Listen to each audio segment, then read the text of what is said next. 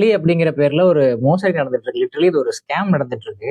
கடந்த 10 நாள்ல நான் அப்படியே ஒரு 20, 25 பேர் பார்த்திருப்பேன். எல்லாருமே வெளிநாடு போறதுக்காக மெடிக்கல் ஏஜென்சில போய் மெடிக்கல் ஃபிட்னஸ் டெஸ்ட் எடுக்குறாங்க. அதுவும் முக்கியமா குவைத் போறதுக்காக. எங்க எடுக்குறாங்க அப்படின்னா, திருச்சியில எடுக்குறாங்க, இல்லன்னா கேரளால எடுக்குறாங்க. அதுல முக்காவாசி பேருக்கு நெஞ்சில சளி இருக்கு, இல்லன்னா சளியோட தழும்பு இருக்கு அப்படின்னு சொல்லி ரிஜெக்ட் பண்ணிடுறாங்க. அவங்கள செக் பண்ணி பார்த்தா சளி சுத்தமா இல்ல. நெஞ்சு சளியும் இல்ல, மூக்கு சளியும் இல்ல. பிளட் டெஸ்ட் எடுத்து பார்த்தாலும் அது நார்மலா இருக்கு. மெடிக்கல் டெஸ்ட் பண்றவங்க சளி இருக்குன்னு சொல்லி ரிஜெக்ட் பண்ணிடுறாங்க. கையில எந்த ஒரு எக்ஸ்ரே ரிப்போர்ட்டையுமே அவங்க கொடுக்கறது இல்ல. ஜஸ்ட் லைக் தட் ரிஜெக்ட் பண்ணிடுறாங்க. மன்னார்குடி பக்கத்துல கூத்தானூர்னு ஒரு ஊர் இருக்கு. அதுல இருந்து 2 பேர் வந்தாங்க. அவங்களுக்கும் அதே மாதிரி தான். Perfectly all right. சளியே இல்ல.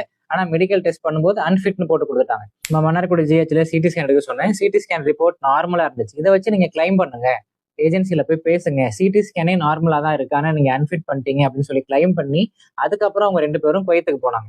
அதுக்கப்புறமும் இந்த சம்பவம் நடந்துகிட்டே இருக்கு. நேற்று நைட்டு முதற்கொண்டு இதே கம்ப்ளைண்டோட ஒருத்தர் வந்தாரு.